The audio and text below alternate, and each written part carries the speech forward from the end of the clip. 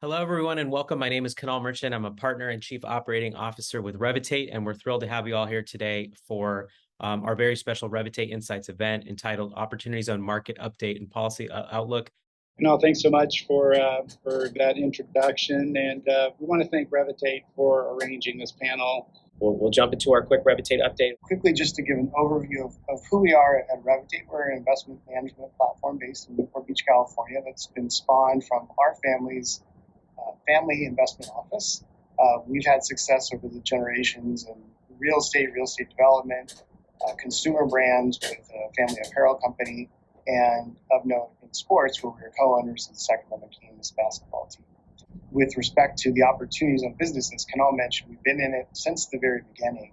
Our latest offering is Revitate Impact OZ 2022, which continues the effort focusing on emerging secondary markets in multifamily and industrial primarily, by backing high-quality sponsors. Thanks, Alex. And just quickly, what's the state of the OZ market? I know Senator Scott will speak to this in a moment, but it's extremely positive. See here, we have a chart from Novogradac from just a couple months ago, June 2022, which shows you the steady uptick in investment. $30 billion reported. That's just reported, so we know the number's higher than that. Thanks, Kunal. That was a great overview, and we're so excited to welcome the Honorable Tim Scott to the webinar. Thank you for having me. This is such a treat for me to talk about a topic that I really do enjoy talking about. And I was touring one of the locations in Charleston that I think you all are invested in. And frankly, one of the things the project manager was talking about was the housing that's contiguous to the project and to the zone. They will have first dibs, so to speak, on the new jobs being created in landscaping and security and 2 or 3 other areas. It's that kind of brilliant investment decisions that leads to hope and opportunity spreading not only in opportunity zones, frankly, outside of those zones into the areas right around. Maybe you wouldn't mind sharing with us a little bit about how do you see the market today and where do you see it going? 2019, we saw $29 billion actually invested in opportunity zones, leading to the lowest level of poverty ever recorded in the history of America. I'm excited about 2019. I'm also excited that we have about $75 billion committed to being invested in more zones. Would you mind sharing a few words on what the legislative process looks like? If there's an opportunity for us to get it done this year, Alex, it's at the end of the year during the wrap-up packages that we typically do during the lame duck session. My expert Adam is on the call as well. Senator, and Alex, as Senator Scott was just saying, he was right on the dot in terms of timing. We are looking at the end of this year potentially for a tax extenders package. As far as the bill's framework, the first thing, and this is something we tried to do back in 2017 when the bill was passed, but it institutes a number of new reporting requirements on opportunity zones so that we, the government, and the public just have a better sense of the good things that opportunity zones are doing. The next thing it does is that it would sunset the small number of opportunity zones that may have not as low of an average family income as the vast majority of designated opportunity zones. Third thing is extending the cap gains tax deferral for 2 years. Another aspect is we allow for feeder funds to exist under this. So right now those are not allowed, where you have a fund that goes into a clock, and then that fund provides investment in opportunity zones. Our bill, because we want some of the smaller players to be active in opportunity zones, would allow for those funds to feed clocks and then invest in qualified opportunity zones under the current Treasury guidance. Great, thanks so much, Adam. It's really helpful, and look forward to bringing you back into the spotlight.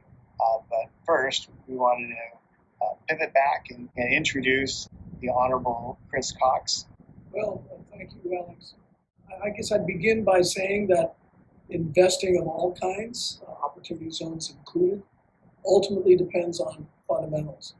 What I appreciate about Revitate is the organization's deep understanding of the multifamily and industrial real estate sectors and your strong focus on specific markets that offer great potential because they're already growing.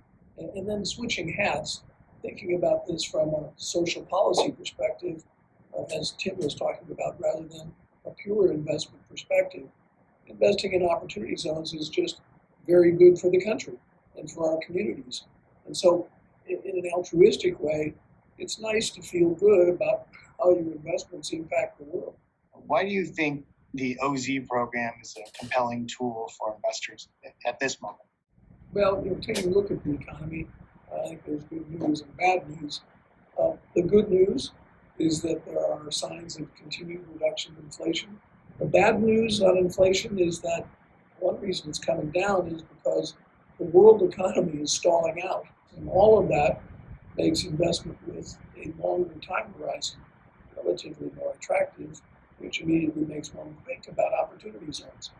Excellent. Well, thank you, Chris, and thank you, Alex. So now we are going to pivot to questions from the audience. Adam, can you talk a little bit about expansion? What's the criteria for it being added as an opportunity zone going forward? Sure. There's really just one sort of expansion of OZs, if you will, that would see more OZs added to the map, and that's the former brownfield sites that especially are present in states like Michigan and Maryland. The other end of this is zones can be sunset under this bill under one of two circumstances. One, the zone has a median family income that is 130% above the national median family income. But then second thing is if a governor designates an opportunity zone is believing that it's just not consistent with the bill's purpose, those two conditions then kicks in the process by which opportunity zones would be sunset and then potentially redesignated. We do have a question here. It just says, was there any consideration to extending or grandfathering the step up in the original gain that sunset on December 31st? So I think maybe two parts. Just one, quickly remind people what that benefit was, and two, let us know if that might get brought back as part of some legislation. Yeah, so as Kunal was mentioning, there is one of the biggest benefits that we see under the bill is this step up in basis for investments held in a fund for either a 5, 7, or 10-year period. And so you could have 5, 15, and potentially all of your investment covered under that. And see a step up in basis that would see your tax liability over, again, depending on if you hold an investment for 5, 7, or 10 years, decrease by then a corresponding percentage. We are trying to revive part of that under the bill by extending the cap gains deferral by 2 years to the end of 2028. Now, given everything else that's going on, why are opportunity zones the right investment right now? I'll go back to Chris's comments earlier. Real estate in an environment like we're in today, real estate itself is a great investment class. Carrie and I both agree on that, given our involvement in the real estate practice at CLA. And so when you think about the other opportunities you have to deploy capital, knowing how real estate should fit into a balanced portfolio, and then you layer on the tax benefits, as Alex mentioned, right? Makes a good deal a great deal. That's why we're considering it at CLA. Well, I think from a long-term investor standpoint, putting dollars to work into real estate right now is as important as ever. But more important than that, we're at a point as a country where there is rising income inequality. There's many neighborhoods that have been left behind. We're in uncertain economic times. And just from good public policy, having a vehicle that can invest dollars into communities that need it while earning a positive return, it's something that we shouldn't take lightly. And it's not always just about dollars and cents. It's about what's good for the country. Okay, if you have more questions for us at Revitate, you can always visit our website, revitate.co. We just thank again Adam, Senator Jim Scott, Chris Cox, everybody here for joining us. Thanks, everybody. We'll do this again soon. Take care.